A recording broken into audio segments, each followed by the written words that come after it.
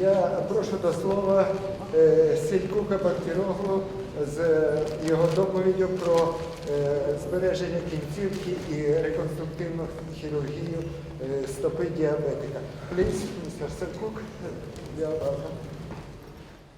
Now, I will try to explain you something about indications for revascularization in diabetic foot problems. The problems are not always black and white. Я спробую коротко розповісти про показання до реваскуляризації у пацієнтів із діабетичною стопою. Основний аспект такий. Пацієнти не діляться на чорне, ситуація не ділиться на чорне і біле. And studies have shown us, even in Western European countries, when you look at the numbers, 30 to 50% of patients with foot ulcers are referred only after development of gangrene. And up to 40% are not investigated for the presence of peripheral arterial disease. And disappointingly, 50% of patients have no vascular assessment before amputation. Цифри такі. Навіть у країнах Західної Європи від 30 до 50% пацієнтів, у яких наявні виразки на стопі, звертаються за медичною допомогою лише після того, як в них розвинулася гангрена. До 40% пацієнтів не обстежуються на предмет захворювання периферичних артерій. А що найгірше, 50% пацієнтів навіть перед ампутацією не обстежуються у судинного хірурга. Any patient with diabetes and a foot ulcer in whom there is any doubt about the circulation should be referred urgently to a vascular multidisciplinary team for assessment. But be careful, should be referred, not to go and take angiograms or to have revascularization. So they should be referred and an assessment should be made. Якщо у пацієнта хворого на діабет наявна виразка на стопі і наявні хоча б найменші сумніви стосовно стану кровообігу в стопі, то такий пацієнт підлягає ургентному скеруванню на консультацію до мультидисциплінарної групи для обстеження на предмет стану судин. Однак, зверніть увагу, йдеться про скерування на обстеження, а не скерування на реваскуляризацію чи скерування на ангіографію. Because I'm working in a university hospital and some patients come to us with an angiogram in their hands who doesn't need them because we are not going to make any revascularization procedure. This is very important. Я працюю в університетській лікарні і не раз бувають пацієнти, котрі вже на консультацію до судинного хірурга приходять із готовою ангіограмою. Ангіограмою навіть робити яку не було потреби, бо жодних показів до реваскуляризації у цих пацієнтів немає. Claudication, rest pain, and irreversible tissue loss or wounds are indications for revascularization for neuroischemic ulcers in diabetic patients. But the typical symptoms like claudication and rest pain, that is pain, are less frequent due to neuropathy in diabetic patients. They almost all have neuropathy, so they don't feel pain and they come to us very lately. Показаннями до реваскуляризації у пацієнтів хворих на діабет із нейроішемічними виразками на стопах є прогресуюча кульгавість, біль у спокої і незворотна втрата тканини. Однак слід взяти до уваги, що типові симптоми ішемії, а саме кульгавість і біль у спокої, спостерігаються у діабетиків унаслідок нейропатії менш часто. And almost 50% of individuals with diabetes and foot ulcers already have gangrene like this when they come to us. У 30-50% осіб, хворих на діабет із виразками на стопах, на час первинного звернення вже наявні ознаки гангрени.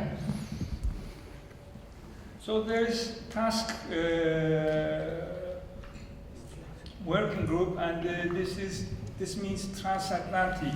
The workers are from Europe and America as well, and they say that the term critical limb ischemia should be used for all patients with chronic ischemic breast pain, ulcers, or gangrene.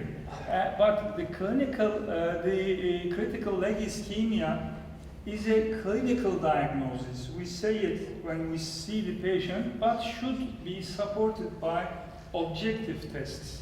За визначенням згідно трансатлантичного консенсусу наукових товариств, так звана група ТАСК-2, під критичною ішемією кінцівки слід розуміти усі випадки хронічного ішемічного болю в спокої за наявності виразок або гангрени, зумовленої об'єктивним чином підтвердженою оклюзійною хворобою артерій. Водночас критична ішемія кінцівки є клінічним діагнозом, котрий підлягає підтвердженню об'єктивними методами діагностики. So the risk of limb loss, that is amputation, is substantial not only in patients with critical leg ischemia, but also in those with a lesser extent of impaired perfusion in diabetic patients. На ризик втрати кінцівки наражаються не лише пацієнти із критичною ішемією кінцівки, а й пацієнти, у яких порушення перфузії є значно менш вираженим. Diabetic limbs, diabetic extremities may be amputated with only moderate ischemia because the wounds here needs a lot of blood. They have an increased demand for perfusion. Необхідність ампутації ураженої діабетом кінцівки може виникнути навіть у тих випадках, коли ішемія виражена доволі незначно. Однак наявна виразка на стопі або інфекція. Це пояснюється тим, що в таких випадках потреба у перфузії істотно зростає навіть за наявності дистальних анастомозів у даного пацієнта. We all talk about microvascular dysfunction in these diabetic patients. Yes, there is almost always a microvascular dysfunction, but there is no occlusion in the microvascular segment. Майже у всіх пацієнтів із цукровим діабетом присутня в тій чи іншій мірі дисфункція мікроваскулярного русла. Однак слід розуміти, що дисфункція – це дисфункція, а оклюзія у мікроциркуляторному руслі таких пацієнтів відсутня.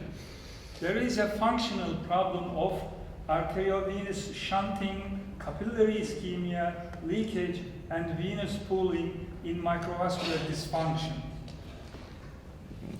Проблеми у мікроциркуляторному руслі пацієнтів є функціонального характеру. Йдеться про мікроваскулярну дисфункцію, яка призводить до артеріовенозного шунтування, капілярної ішемії, капілярного витікання і венозного застою.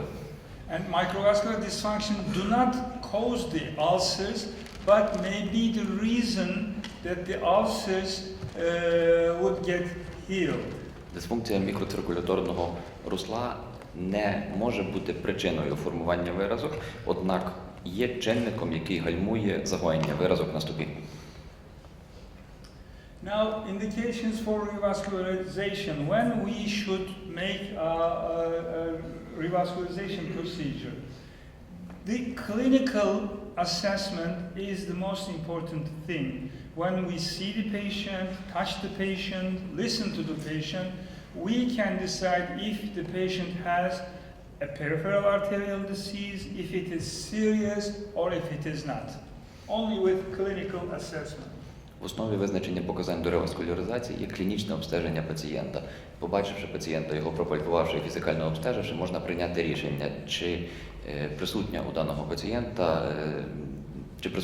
пацієнта захворювання периферичних артерій.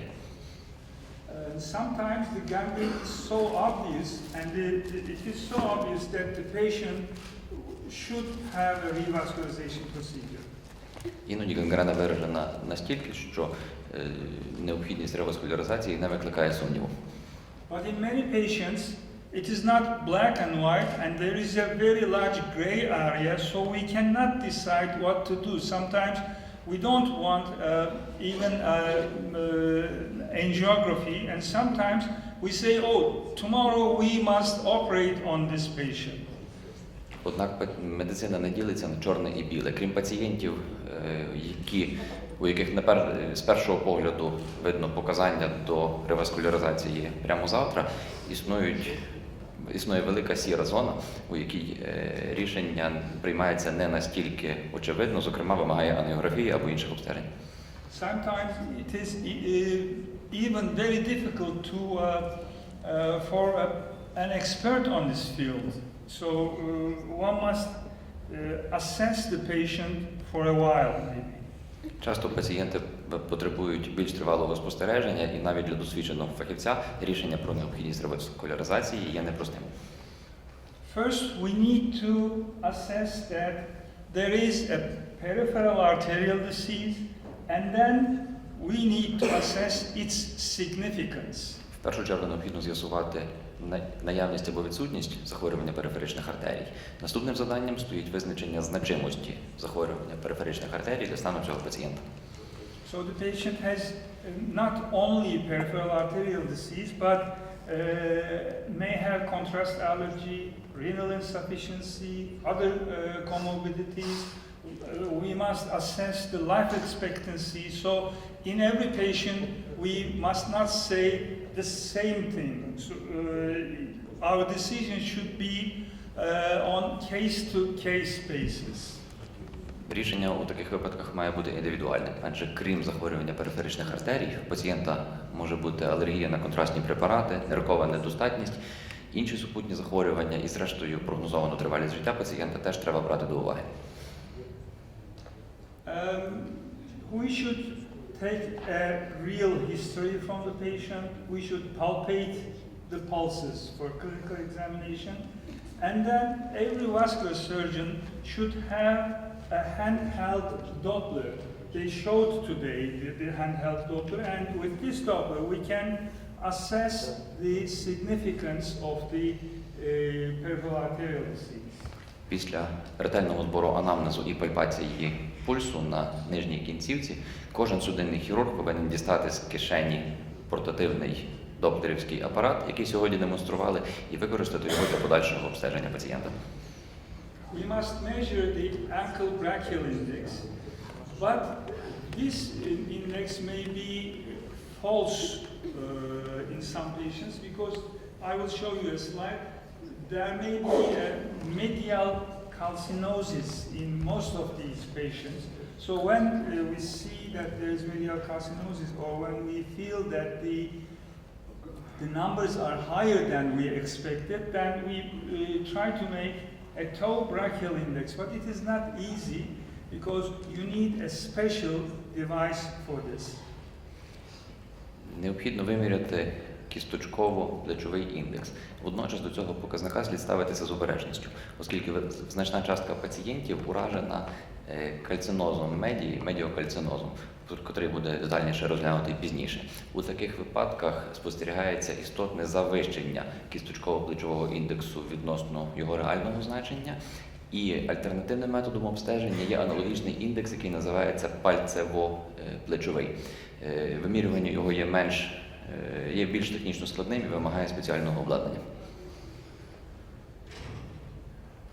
So non-invasive vascular testing should be performed on all individuals with an ulcerated diabetic foot, and then the arterial tree should be imaged if non-invasive tests indicate ischemia, or when mild or questionable ischemia is diagnosed, and conservative treatment does not promote ulcer healing in 6 weeks. The books, the papers write this 6 weeks, but what is this 6 weeks? We should not rely on this. It may be 2 or 3 days, or maybe a couple of months. We should decide as a clinician. Усім пацієнтам із виразкуванням стопи на фоні цукрового діабету показане неінвазивне обстеження судин.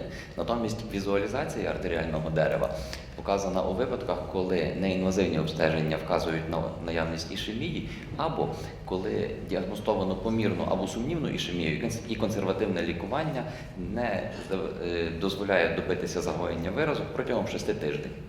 тижнів. Тут потрібно зробити зауваження. Хто сказав 6 тижнів? Книжка пише 6 тижнів, але усі пацієнти різні.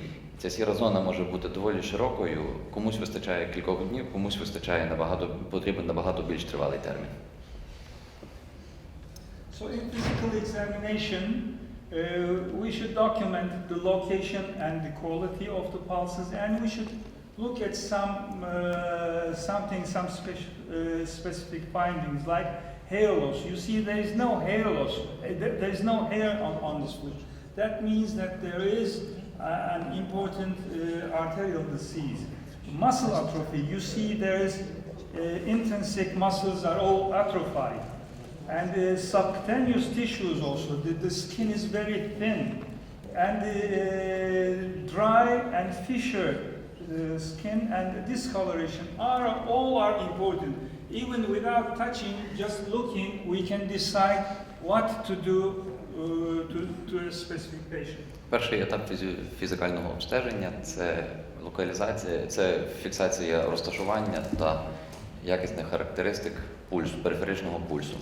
Менш специфічними діагностичними ознаками периферичного артеріального захворювання, які водночас мають велике значення і можуть діагностуватися навіть візуально, є втрата волосся, атрофія м'язів, атрофія підшкірної жирової клітковини і додатків шкіри, а також сухість шкіри і зміна її забарвлення. Ulcers caused by peripheral arterial disease usually occur at the toes, as you see, pressure points, again, here, bony prominences, distal ends of the feet, and at areas open to trauma, like all these ulcers. And if the peripheral arterial disease is serious, then there is well circumscribed, and the base, as you see here, is usually dry and necrotic. Виразки, обумовлені захворюванням периферичних артерій, зазвичай розвиваються в ділянці пальців стопи, у ділянках, які зазнають підвищеного тиску, в проекції кісткових виступів, у дистальних відділах стоп, а також у ділянках, які зазнають травматизації. Зазвичай такі виразки добре відмежовані від здорових тканин, а основа виразки є сухою і має некротичний характер. And this sign is very important. It is called Berger's sign, the French surgeon found. This is dependency reward. When you look at these feet, you may guess that this has the arterial disease. But in fact, this is not true. This has the disease. This is the most important. Why? When you elevate the leg, the blood goes and the foot becomes white, real white. But when you take down the foot, then the blood goes to the foot with collaterals, not the arteries. So when the blood moves in collaterals, it loses all its oxygen. So when it goes to the capillaries, indeed it is a venous blood. So we see this discoloration, although there is a very important peripheral arterial disease when the foot is down. Наступним можливим симптомом захворювання периферичних артерій є позитивна проба Бюргера, яку описав французький хірург.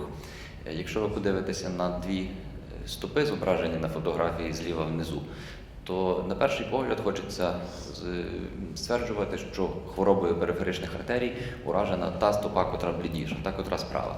Однак в реальності ситуація протилежна і виражена хвороба периферичних артерій присутня у вираженої хвороби периферичних артерій уражена та стопа, котра є зліва.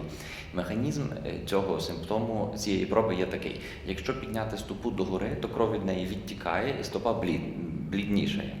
Якщо після цього опустити стопу донизу, то відбувається кровонаповнення капілярів стопи, однак не через магістральні артерії, а через колатералі. У зв'язку з цим кров, яка надходить у капіляри і їх заповнює, є деоксигенованою. Це не капілярна кров, а фактично за своїм кисневим складом венозна. І у зв'язку з тим забарвлення її відчутно темніше і розвивається характерний симптом, котрий і називається позитивною пробою Бюргера. А англійською мовою це є dependency rubber, тобто почервоніння у залежному положенні, тобто при кінцівці, коли кінцівка опущена донизу.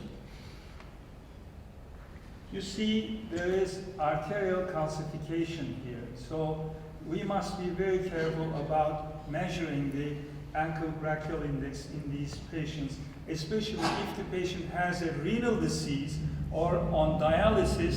Then the measurements would be most of the time false measurements. They will be always high. На цій рентгенограмі добре видно кальцифікацію стінок артерій. У таких випадках слід з особливою обережністю ставитися до вимірювання кісточково-плечового індексу. Особливо це стосується пацієнтів із нирковою недостатністю і пацієнтів, яким проводиться гемодіаліз. У таких пацієнтів кісточково-плечовий індекс зазвичай завищений відносно реального значення.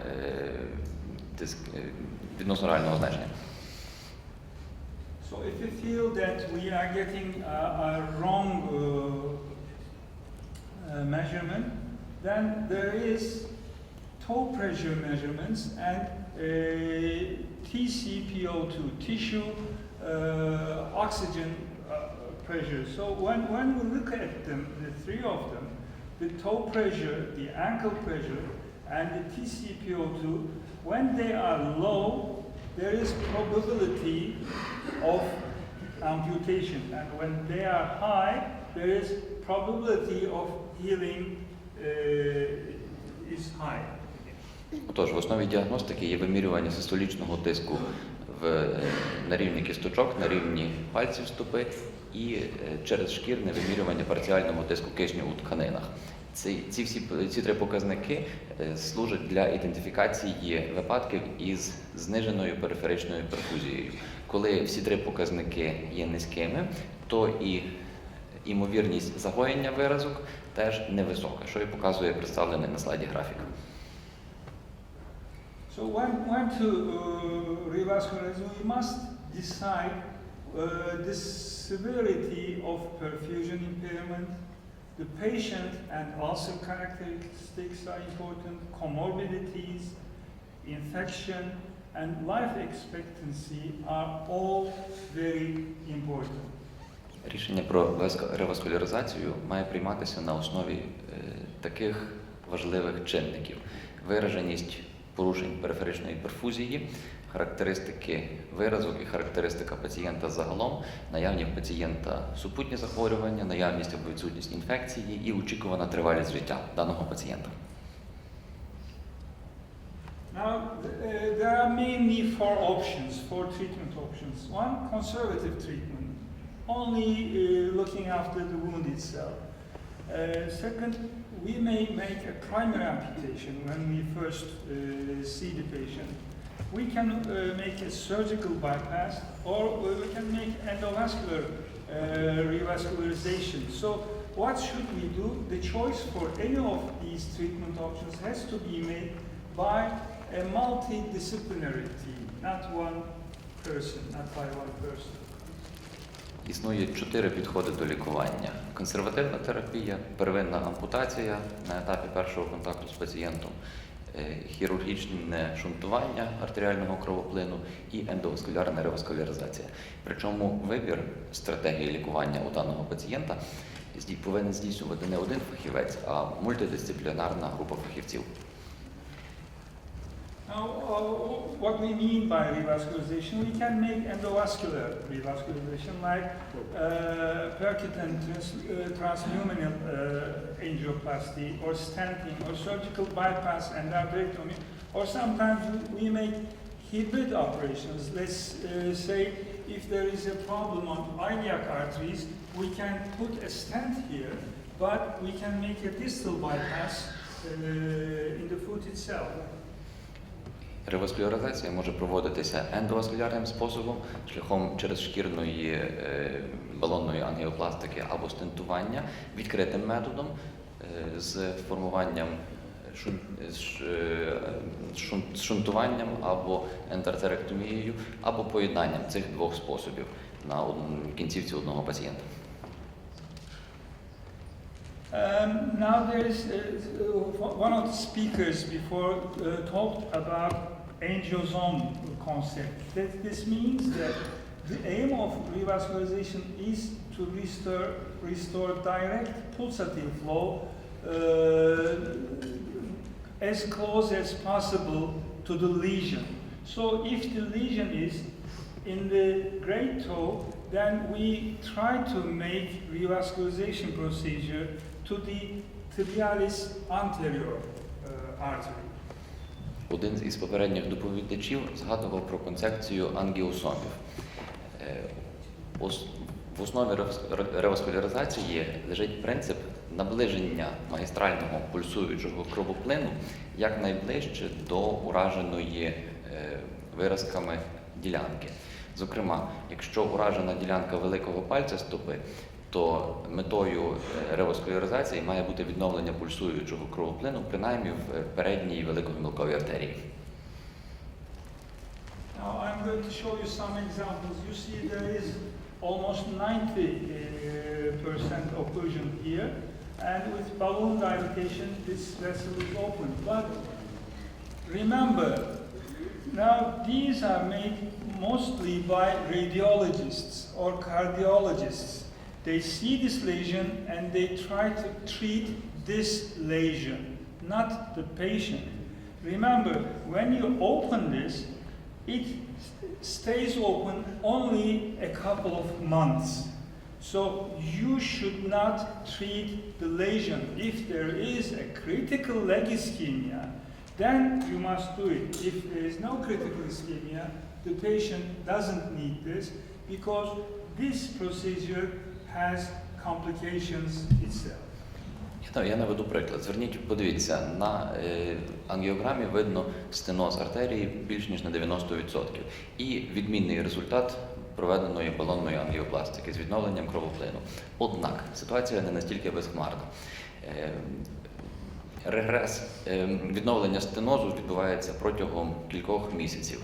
Такі процедури ендоваскулярні зазвичай проводять рентгенологи, кардіологи і інші фахівці, котрі не враховують стану пацієнта загалом, а виявивши на ангіограмі стеноз, відразу ставлять собі за мету цей стеноз ліквідувати.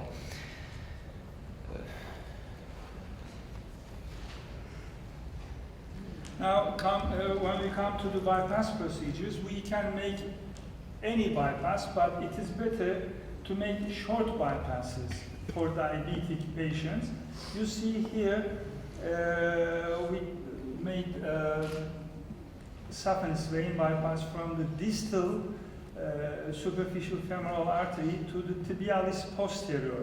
You see the original angiogram, and you see the procedure after bypass procedure. And here again, there is only a little amount of dorsalis pedis artery, and we took from the popliteal artery to the dorsalis pedis. Стосовно шунтування. Анатомічно шунтування може мати найрізноманітніші варіанти, однак перевага надається більш коротким шунтам. Зліва показано результат шунтування з задньої великогомілкової артерії у тильну артерію стопи, а справа результат шунтування з підколінної артерії у тильну артерію стопи.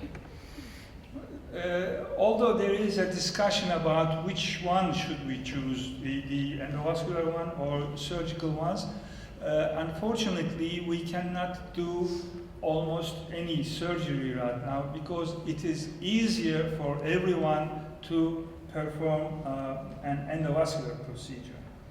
Існує диспут стосовно переваг і недоліків ендоваскулярних, а також відкритих втручань.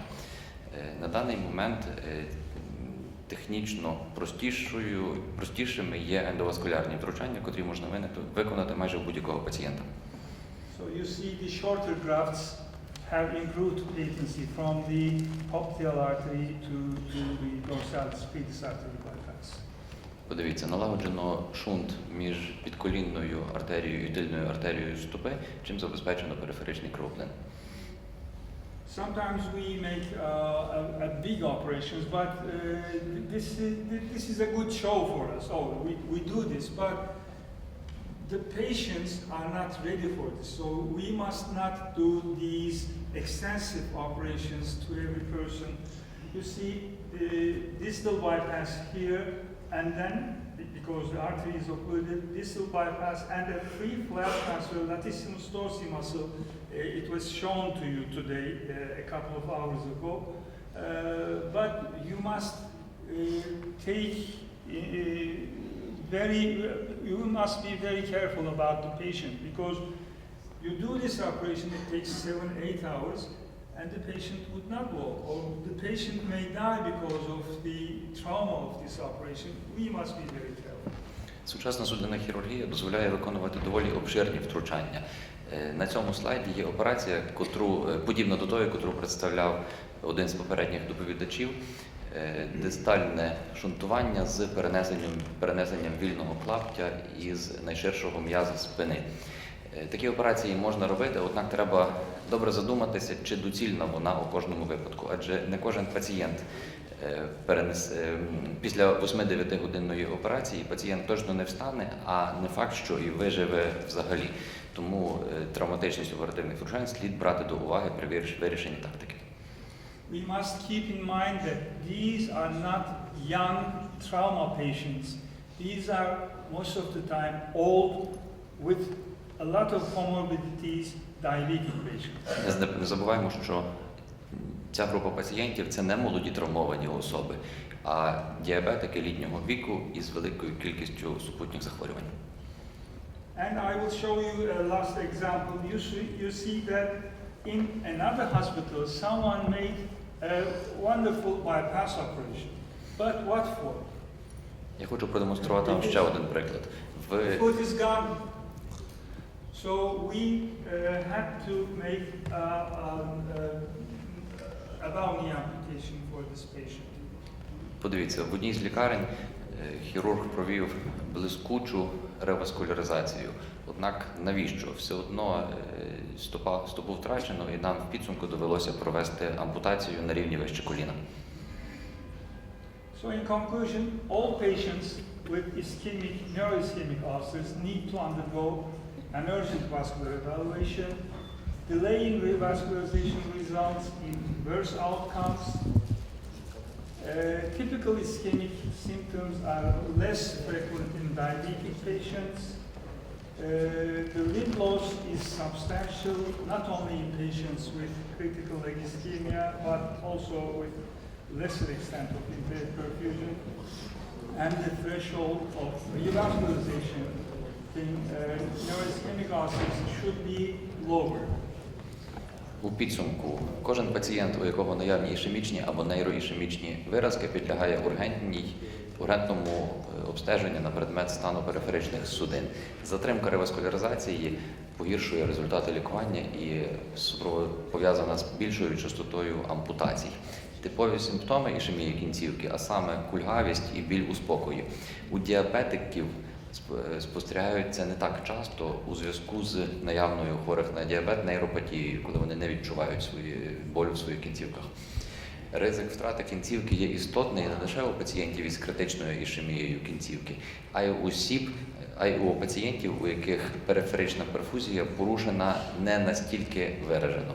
І поріг для прийняття рішення про реваскуляризацію з приводу нейроішемічних виразок повинен бути на фоні діабету має бути нижчим, ніж